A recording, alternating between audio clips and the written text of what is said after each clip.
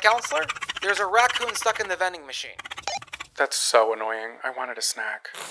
Welcome to Trail Mix. Our mini episodes from Camp Counselors podcast. Each week, the stories come from you, our Camp Shady Birch campers. We want to hear your juicy gossip, Top secret confessions, embarrassing and scary stories. and sprinkle in our sage counselor advice. Trail Mix is for the campers. And God, do we love you. Hey, Hey, happy happy campers! campers. Welcome back to Trail Mix. That was a lot for a Monday morning. It was, wasn't it? Well, maybe you're listening on a Tuesday night Yeah, who knows? and you need that little energy boost. Yeah. This show is kind of like the 5 Gum commercials. Go on. Sensory overload. Yes, absolutely. I just feel like the stories from you campers, they invigorate me like I'm diving into a big steel pool of weird gray balls. Remember when they did the one with the hair dryer? Someone like bungee jumped and there was no bungee, so I guess skydiving or just normal jumping onto, It was just normal jumping. onto like a giant pit of like hair dryers that were blowing up. No, but I can imagine that flavor was cinnamon. It was probably so hot. Can you imagine? That would burn you right up. I do feel like the marketing team, whoever was behind that, like was slaying. Yeah, they're like, okay, here's the concept. Gum, it's gonna make you feel some type of way. Make it happen. Wait, gum at that time. Sorry, we're gonna get off a little off topic here for a minute. Gum commercials of that time, the Orbits. Okay, Clean it up with Orbits. You lint liquor, like the gum marketing back then. They were putting their pussies into that. I want to be paid in Trident layers. Was that one? Trident layers, yeah. They want to be paid and tried. I don't remember that Oh one. my God, how could you not?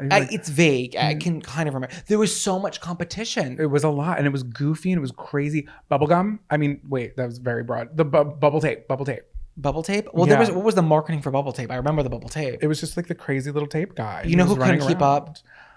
The zebra.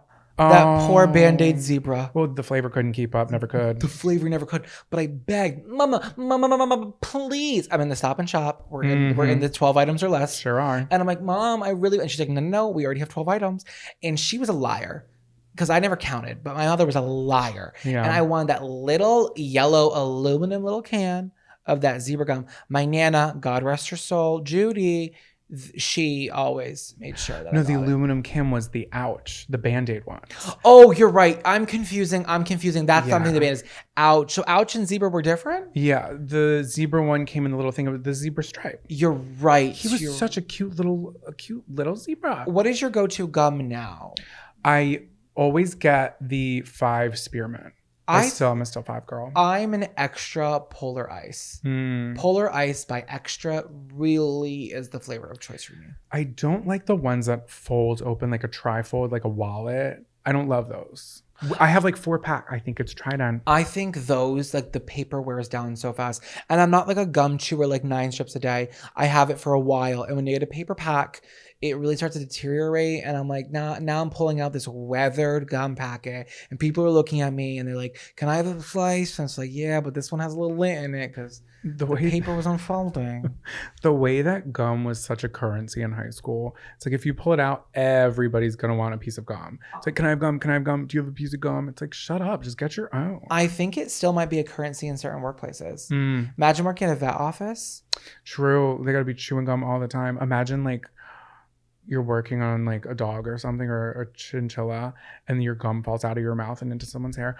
We met somebody in the Hamptons and I was chewing gum and for a second it started to roll from like one side of my mouth to the other. And I was like, can you imagine if I'm hugging Sophia Franklin and my gum falls out into her hair? I would never live it down. We would have gone home. Yeah. We would have had to leave. Yeah. I think it's nice. I think if you're ever looking to like kind of like up your social currency, I think by opening a pack of gum and then offering it, because even if they don't want it, it's still a great gesture. But anytime someone's ever offered me a slice of gum, I've always said yes.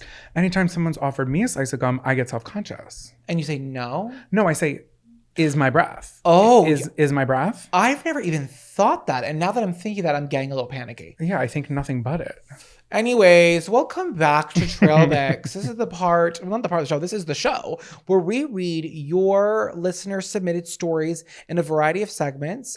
And we have a fantastic show. And I would never tell you that we didn't because we wouldn't be doing it if it wasn't fantastic. Every show here at Trail Mix, aka a division of the Camp Shady Birch Productions. Society? Yeah. Sure. It's a great show. I don't know what else to say. I'm rambling. Are we qualified to be giving advice? No. Are we going to do it anyway? Absolutely.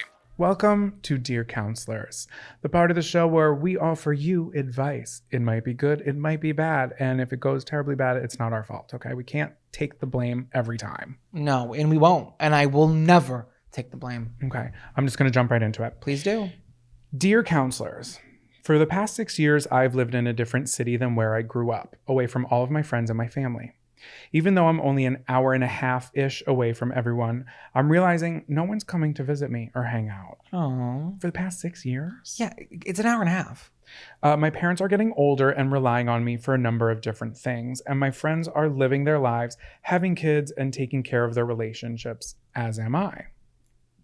I go home every time I have a couple of days off to try to spend time with one or the other. So she can really only like make the time for either hang out with her friends or either hanging out with her family, which I mean, I get. You don't want to overbook yourself. Totally. We've done it. I'm constantly being asked for favors to come visit or attend celebrations, but sometimes I can't make it happen. And literally nobody will take the time to travel to come see me. I've invited both friends and family for get-togethers, holidays, and celebrations, yet no one can ever make it because I, quote, live so far. I don't want to cut anyone out of my life, and I've always been one to sweep things under the rug. What should I do or what should I say? Signed B in signed B in cabin 3. So first off, if you're signing B as in like bitch in cabin 3, that is absolutely not right, but your name could be Brittany. So we're just going to say that you're not a bitch. Yeah, I don't think she was saying that about herself. We chose this one, you guys, because it hits close to home here at Camp Shady Birch. This is a sleepaway camp. And as you guys know, sometimes some of our campers here, we are far away from our family and friends. And this is something that we can really discuss. Do you want to start off with your thoughts? Yeah, I was just going to say it sucks when you feel like, you're spreading yourself really thin when you're home, because then it feels like anytime that you go to visit, you just want to get everything done when you can. And sometimes that means you cut your time with other people short. I'm speaking from personal experience because when we're not at Camp Shady Birch, we're both in New York. My really close friends and my family are in Philly, which is about like 2 hours away. So it's like kind of the same. So I get it. And it sucks when you feel like you have to spread yourself thin. And it's like, it is work to have like a relationship, whether that's a friendship or like an actual relationship, and it takes two people, it takes two to tango, it can't always be like a one-way road. So I feel for this camper. I do too. And it sounds like B is starting her family. So B, I don't want you to be too upset about this. You know what I mean? Because at the end of the day, you did move. Okay. So the ball is kind of in your court with how you decide to handle this. At one point, it is super lovely that your friends and family are still trying to include you in everything. So they still love and care about you so much. I just think there has to be some healthy boundaries, and you have to sometimes manage your expectations of people. Because the only reason why I say that is because if you don't, you're really only hurting yourself here. Mm-hmm. Are you valid in the way that you believe that they should be there? 100%. Okay. You live an hour and a half away. Their ass should be meeting you in the middle here, getting to you. I agree with you. I don't want to see you hurt yourself over this because of their lack of effort. Their effort isn't correct, but I want you to manage your expectations of their effort to preserve your own peace. Because for me, I feel very blessed that everyone from that I thought would come, that I expected to come, has visited me from Massachusetts. I'm about 4.5, 5 hours away from where I grew up, right? Or for everyone I love. Mm-hmm. Do I wish some of them would come more than they have? Yes, they have all come, but I also made the choice to move here. So I have to decide, okay, I can only do so much. I can only go back so much. And I really relate to like having to manage your time when you go back, because everyone thinks it's really easy to hop from one house to the other. Girl, when you go back, you decide who you're seeing and you leave it there, okay? Yeah, I fully agree with you. I was just going to suggest maybe, because I don't know if you, B, have been like open and said something about this, because I think maybe just be open and say how you feel to your friends. And the ones that like want to continue a relationship with you like will show up, and the other ones, maybe they don't. And also, it's okay as you grow up, because you've said, how long was it? For 6 years, you've moved away. Sometimes like friendships kind of come to a close, and you don't have to be bitter about it. And it doesn't mean that you're bad friends. Maybe you run into each other like somewhere down the line and everything's fine and dandy. But it's okay sometimes for friendships to come to an end, especially as we get older. Like, I'm imagining you're probably in like your maybe late 20s, early 30s. I don't know. But you're saying like people are having kids now and everybody's married and working on the relationships. And I think at that point in our lives, again, I can only speak for like my own perspective. It's just kind of what everybody's going through. More people than you think. Everybody's kind of like branching off and putting their own roots down, not to make it tree themed, but really some people are. And it just kind of happens the way that it happens. Some people work harder than others to keep a friendship. It's so funny because we're all just experiencing life right now with only knowledge of what's currently happening. And it's going to be so interesting, I think, to see how these I know these challenges and these issues, how they all kind of like roll out in our life story by the time that we're 80. Like, I think, like right now I'm like, oh, I wish this person would have called more or done this more. But I think in the grand scheme of everything, whatever makes you happy, whatever is going to preserve your peace and your family's growth, just focus on that. Maybe throw one big party with a long date ahead of them and invite everybody. And if they can't show up to that one date that's not like conflicting with holidays or whatever, you'll be able to weed out who's really important and who's not. Because at the end of the day, an hour and 30 is an hour and 30. And I don't want to hear anyone say that if you have access to a car, that is not that far of a drive. Yeah, you're not getting on a flight. We're not going from coast to coast. Yep.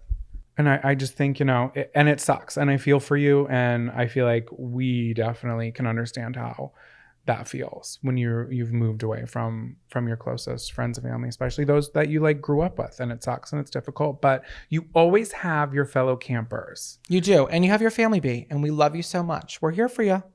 This is a really big secret. Thank God we're on a body of water. This is Confession Canoe. Welcome back to Confession Canoe. This is the part of the show where you confess. Please do not confess any crimes because we will have to take it to the law, and we don't want to do that. We're very lazy, and we don't want them looking into Sandwich and his evaded taxes. I'm going to call you Father Carson for this. Why? Because they're confessing their sins. Yeah. Oh my God, I love that. Okay, we should put on our priestess gear. I don't know what that means. Priests are nunneries. What is the story, please? Okay, here we go. So here we go. Confession. If you want to confess something to us that you've never told anybody, we will keep it completely anonymous. You can send it to campcounselorspodcast.com. There's a little write-in tab. You know what to do. Hey, happy counselors. First of all, I want to say I love you guys so much and have binged every episode over the past couple of weeks while studying to become a registered dietitian. I just passed my exam, so catch me running in the mess hall on Tuesdays and Thursdays. That's amazing. So she's running our mess hall. Yeah. We have a new food director, everybody. Congratulations to this camper. Congratulations. Hooray. That's awesome. Cool. We'll be having churros today. Exciting. And Jell-O, please. And carrot cake. She's a dietitian. It's got to be healthy. Wait, carrot cake is not healthy and it is delicious, but it tricks you into thinking that it is healthy. It's not. Have you ever made a carrot cake? Yeah. Anything that has a whole stick of butter is not healthy. It helps you see in the dark. I am huge on carrot cake. I don't want nuts in it though. Yeah, no, keep the nuts. Don't nut in my cookie. Don't nut in my cake. You say it once, you said it a million times. All right, back to the story. I'm writing today to tell you something I've never told anyone because I've simply blocked it out of my memory since it happened.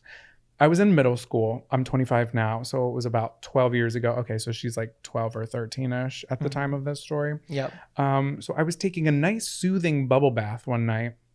I miss bubble baths. I'm too tall. I know. After like 10 to 15 minutes in the bathtub, the bath bomb starts doing its thing and it's turning the water a dark blue color. Another 5 minutes goes by and now the water is like really dark blue. Like really dark blue. I love a good bath bomb color change. I know. What's your favorite bath bomb? You used to work at Lush. There was one, it had seaweed in it and it would literally get like clogged in people's drains, but it was called Big Blue, I think it was. So I would always tell people, I would warn them because you didn't really know that there was seaweed in it. First off, they were sharp. Is that one your favorite? The one that you had to warn people? Why? Because it smelled really good and it was like oceany and sea salty, but you put it in like a sock or like tights or something, just to like a mesh to hold the seaweed. I hope they don't do the seaweed anymore. Like there's no need for it. Let's be honest. Yeah, but it really gave oceanic vibes. Yeah, but what's your favorite bath bomb? I like the one that was the Harry Potter golden snitch. Oh, okay. And the whole water was like literally like liquid glitter gold. Yeah. It was hot. I used to have an old clawfoot bathtub when I like lived like back in my early 20s, and I used to bath bomb that shit all the time. Was it from Lush? Yeah, it was the Harry Potter collab. Oh, I think you weren't working there at that time. Probably not. I was probably like in my like early 20s, like 22. It was the golden snitch. I literally remember. I absolutely hated anything glitter. Oh, from there. really? That's honestly, you know what it is? Because whenever we go shopping for cards or like bags or something, and I always say no glitter, I think it's from working at Lush because I was just constantly covered in it and it just would never go away. It doesn't. It always takes away. It's like a microplastic. Yeah, it was like covered in my house, but theirs wasn't real glitter. It was like a water soluble. I think it was actually made of seaweed. I don't know how it worked. Well, anyways, back to the story. Okay, back to the story, guys. Please, the water's focus. dark blue. Water's dark blue, like really dark blue, and the bath bomb is still alive and actively releasing dark blue liquid into the tub. My body is legit unseeable under this dark blue liquid. I'm like, okay, bath bomb, go crazy. Do its damn thing. I love that. You got to get your money's worth. They're expensive. $10 for one tubby time. Oh, God. I chill in the bathtub for another 10 minutes. Is anybody keeping track of how long this has been? This has been at least like 48 hours. Before my mom knocks on the door for something. The fact that I was completely covered in this dark blue liquid, I was like, shrug emoji. Come on in. By the sheer confusion and disgust on my mom's face, that's when I realized my very powerful bath bomb was indeed not a bath bomb. I had accidentally used a toilet bowl cleaner tablet, and I had been bathing in pure Clorox for over 30 minutes. Oh my God. How do you not smell that? Yeah, that's for one. Also, she's like 13, so she's probably just like trying to like live her like life. Yeah. I wonder if it was one of the ones that you put in the top like thing, and that's what makes the water blue. Oh my God, that's so true. People like constantly are flushing blue water. Yeah. It seems like it was one of those. Yeah, it could have been. I'm picturing the one with the little red. I've never seen these in real life. In the wild, that's so for the dishwasher. I'm thinking of Cascade. They do the job. They get the job done. Anyway, the horror on my mom's face was enough embarrassment for me to never think about it again until the first segment of Confession Canoe. And I was like, this is my moment. So thank you for allowing me to tell my truth for the first time ever. I love you guys. And always make sure to separate your bath bombs from your toilet tablets. Signed, bathing in the porta potties. That's what it was. It was without the poop, hopefully. But yeah, without the poo. I wonder if it stained her skin. Yeah, I don't know. They're powerful. That's probably not though, because they don't stain the porcelain. Yeah. Oh, true. That is true. She's definitely pruning or something. Yeah. But thank you for your confessions. That is horrifying, and I will definitely not be bathing in Clorox anytime soon. Thanks, camper. Scary stories around the campfire. Welcome back to Scary Stories Around the Campfire. That was fun. I like love that voice that just came out of me. Yeah, that was scary. Can I just say something? What? This is the first time you have ever read a scary story. I think so. I'm not sure. Yeah. Is it? Yeah, because anytime it happened one time. I don't. Maybe. Well, that's what I said. I was like, can I read a scary story for God's sakes? I would love to just get on this creepy train. Yeah, get on the creepy train. Well, these are two of the good ones, I believe. This is a double feature. So this show is going to have a double feature of the scary stories around the campfire campers. I love that. Okay, here we go, guys. Story number 1. Hey, counselors. Love you both. Love the pod. Love you back, girly. A few weeks ago, y'all had a story about a disastrous bathroom incident on the Great Wall of China. Well, I too have a harrowing tale from that same place. Do you guys remember that episode? This was like months ago. I couldn't even tell you what it was. Yeah, they had like a shit accident at the Great Wall of China. They were there with school or something. Exactly. And they basically took a big shit at the Great Wall of China. What else can you do, you know? So this girl, she goes, I was studying abroad in Beijing, classic. And every Saturday, our professor took us on a cultural trip around the city. That sounds really fun. The night before we went to the Great Wall of China, my friends, she's called the Great Wall. I'm sorry, because if you're obviously in China, it's just called the Great Wall. Yeah. So the night before we went to the Great Wall, my friend and I went out and got a little drunk. As you do. It was nothing crazy, but we were drinking baijiu, an intense liquor. Is that we had one in Bali. What was that? No, that was beer, and that was called bintang. No, we stopped at the gift shop, we stopped at that weird store off the side of the road, and it was like a wine or something. I'm promising you that neither of us in this moment is going to remember this exact name, but this one was called Bijou. I'm definitely pronouncing that incorrectly. It's Okay. like, I was like, why are you giving it a French twist? The next morning, we woke up to get on the bus and grabbed our Subway sandwiches that we had gotten the night before and stored in the fridge. Don't worry. Still worried. Subway the next you day? can get a sandwich and then store it in the fridge for a day. No, ma'am. Okay, Mrs. Cheese Sandwich over here. Back up on the meat eaters for a minute. Babe, it's Subway Eat Fresh. The Eat Fresh isn't their slogan. It's like a demand. Nothing Eat fresh. It's not eat tomorrow. Oh, you're clever, baby. Stop Thank it. you. As we were moving on the bus, I ate my tuna sandwich. About an hour into the ride, I start feeling really sick and had to use my Subway sandwich bag to vomit into. Oh my God, and that's like a sleeve. Yeah, and oh my God, it really is a traditional plastic sleeve. And it's clear. Everyone can see it. Oh, there are the chunks. There's tuna tetrazzini in there. But the horrors don't stop there. Oh God. I keep throwing up until we got to the Great Wall, where I continued to be sick. At this point, throwing up straight water all over this national landmark. When you're throwing up straight water, it's really bad. It's getting bad. And mind you, this was in front of my professor and my Chinese professor. Eventually, they sat me down at a picnic table with a popsicle, which I finished and proceeded to fall asleep, head down on the picnic table. The horrors from that day ended there, but this is not the only national monument where I, desperately hungover, threw up. Looking at you, Summer Palace.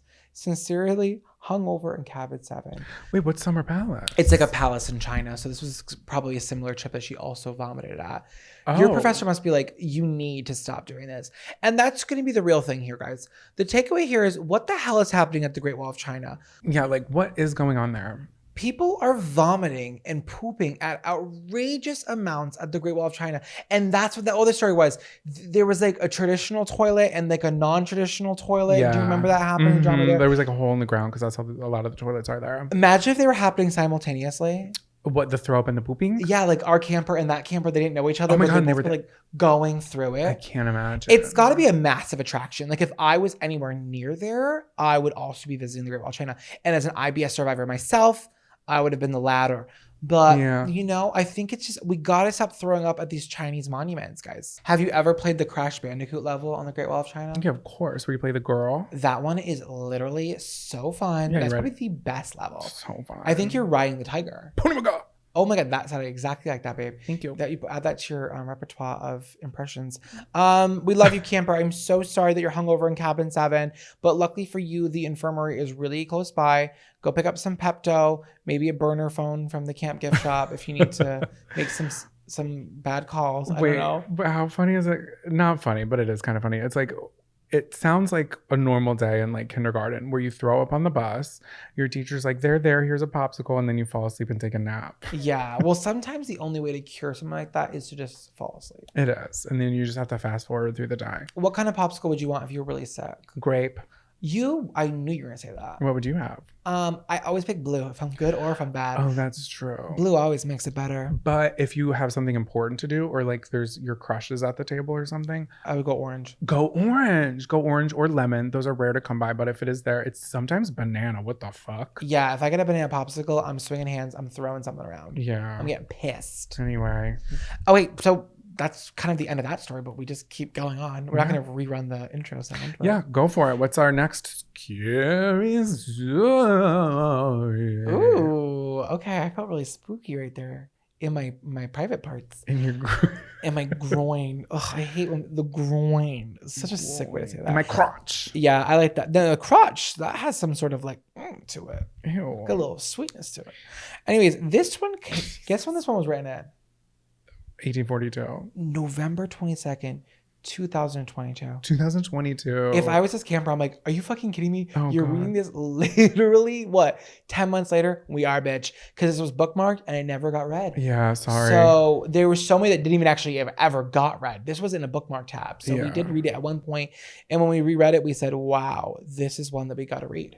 Okay, So here we let's go. get into it. Howdy, counselors. Howdy. Howdy, Batgirl. Once upon a time, I had to drive my boyfriend to work. I had also recently gotten out of the hospital with a bladder infection, which left me unable to control my bladder for a few days after. Y'all already know where this is going. Okay. On this fateful morning, I had driven this man only 5 minutes downtown to his job. On the way there, I started to feel like I had to pee. He told me to just go inside and pee at his job, but I refused. Well, maybe she wasn't like dressed right. And she's like, I'm not going into your work to go pee. And she thought she was going to make it back. Yeah, but under said circumstances. Yeah, I'm not going to blame. should've. I'm not going to blame, so I'm going to keep it to myself. We already know at this point this camper should have just taken the turn into his job, but she didn't clearly. And I thought the ride wasn't very long, so I didn't think I had a problem making it back to his house. I dropped him off and I tried to step on it. However, all the roads downtown were cobblestones. Not only could I not step on it, but I was bouncing almost all the way home. At this point, no. I had never had to pee so bad in my entire life. I finally made it to his house and I jumped out of the car. As soon as I turned to close the door, I immediately started peeing my gray sweatpants in the middle of the street. I literally could not stop. People around, cars driving past. Oh. So I jump in the back seat of the car and finish peeing my pants back there. Girl, why? She just peed her pants, continued to pee her pants. She got out of the car, shut the door. I'm pissed. There's cars driving by. There's a dog barking. There's a man watering his plants. She's panicking. She just hops in the back seat and starts to piss in the back seat. Oh, because she just didn't want to. Okay. She's at her boyfriend's house, mind you. Oh, This is fast. yeah. So she's like, what do? You just need privacy. what do you do? That's what it was. It's privacy panic. Privacy panic, and like she wasn't gonna pee and walk. She needed to be like, I don't know, stand still. So she had to make it back in the car. Yeah. Oh no, not the 2011 Hyundai Sonata. Oh. Okay, so now I have to get inside in my pee pants without anyone seeing. My Pee pants, because it's not a happy sound. No. Luckily, I had an overnight bag in the back of the car. So I grabbed the bag and strategically hold it to cover the wet spot, as if the pee stains weren't down to my ankles. So when She's she soaked, got back, babe. She's in gray sweatpants, soaked. when she got back, and gray is unforgiving. I have never worn a gray t-shirt in public because I sweat so much. You've never seen me in gray. Think to yourselves, campers, have I ever seen Counselor Zachariah in gray? No, you never have. Yeah, it shows sweat like no other. Black, you could get away with. Navy blue, you're pushing it, but still could get away with. Gray, There's you might as nothing. well. There's nothing worse than gray. No. And it's giving heathered. Okay, so what I'm thinking, Heathered. It's giving heathered gray. Okay, so I'm thinking like when she gets back in the car, is she just continuing to pee in her pants, or is she like squatting and pissing on the carpet? So I would hope that she's squatting and pissing on the carpet. How big is this car? We don't know. There's so many unanswered questions. To me, it's giving gray Hyundai Sonata, gray sweatpants. It's gray, gray, gray. Yeah, is she pissing on the seat? Is she pissing on the floor? Girl, I guess I'll just piss on the floor. I guess I'll just piss on the floor. Okay, let me keep going. Okay. Guys, if you could imagine, this gets worse. Yeah. So she's covering herself with the overnight bag. There's pee down to her ankles.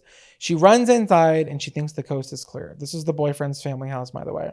As I run down the stairs to the bathroom, so this is giving split level ranch. Yeah. This is a classic split level ranch. Love it. My favorite dressing. I'm running down the stairs. I know this home. I know where the bathroom is. It's just down the river bend. Yeah. She's making it down the stairs and she's met by her ex's much hotter older brother. Okay. So her boyfriend at the time, who's now her ex, her hotter older brother, Eric. at the bottom of the stairs. It's Eric. And Eric is so hot. He's so much older, and he's staring at her. And his shoulders are really big, like he's got them linebacker. traps, baby. Yeah. There she is. She freezes. He looks at me. I look at my pants. He looks up and down and back and steps aside so that she can get to the bathroom. Oh no. Now I'm crying in the bathroom while I change my pants. I text my boyfriend to ask him if I can take the clothes that are currently in the washer out so I can wash my pee pants. Okay, so the washer and dryer in the bathroom. Great. That's great. Yeah, they're local. They're Okay, local. awesome. So she's local. I can't tell. I think you're right. Oh wait, though. no. I can't. So Okay, she's I'm just making an assumption. No, you might be right. Okay. That's a very big possibility. I think she probably are because she knows that they're in the washer, so maybe it is. I don't think it really matters though. He responds with, "Don't worry, my mom will take care of it." My God, get your mother out of this. So she goes, "You think I want your mom and your brother to know I peed my pants?" No, this poor girl. But within minutes, his mom comes into the basement and says, "I'll wash them." She knew. She knew. He told her. No one ever brought it up again, but everyone knew that I peed my pants in the middle of the street on that fateful day. Signed, Can't Be Tamed. Cute. Can't That's a cute be name. tamed. Can't be tamed. It sounds like New Bedford, like the downtown cobble. Yeah. Oh my God. You cannot, No. you really can't book it over cobblestone. And having to pee on cobblestone is absolutely crazy. I've had to pee in the cobblestone in New Bedford, and I've had to literally use my my shoulders and push it up so my bladder is just like released of the shakeage. Any sort of movement in the undercarriage in a loose car, like it's dangerous when you have to piss.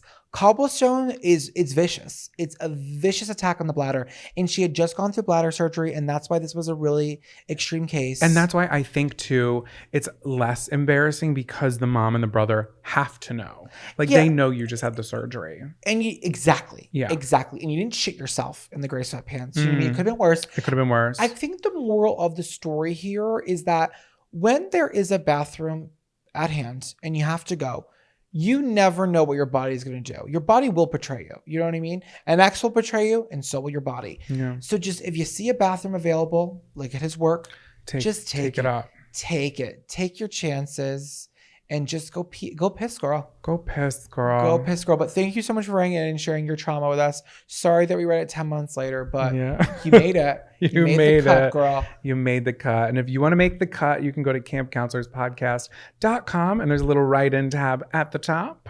What are you going to say? That was just such a sick transition. Oh, thank you. #slay. It's like you've been doing this for so long. Oh my God. Almost like it's been over a year. Can you imagine? I know, but this is a very different time for us because like now, like instead of us just like shooting the shit, we're sharing your story. So we want to tell them in a way that honors the amazing work that you put into it. So it's a lot of reading out loud, which we both kind of struggle with a little bit. But I think this is going to get us really good at reading. I think so too. That was a great sentence. Really good at reading. Really good at reading. But we really just want to do justice to the amazing stories that you put in because you make us laugh, and we hope that the rest of our campground is laughing with us because we love you so much. Yes. Thank you guys for listening. Give it 5 stars wherever you are listening to it. You can rate and review. That would be extremely helpful on the back end. So thank you for doing that. And I think that's about it, right? Yeah. With that being said, Lights out, campers.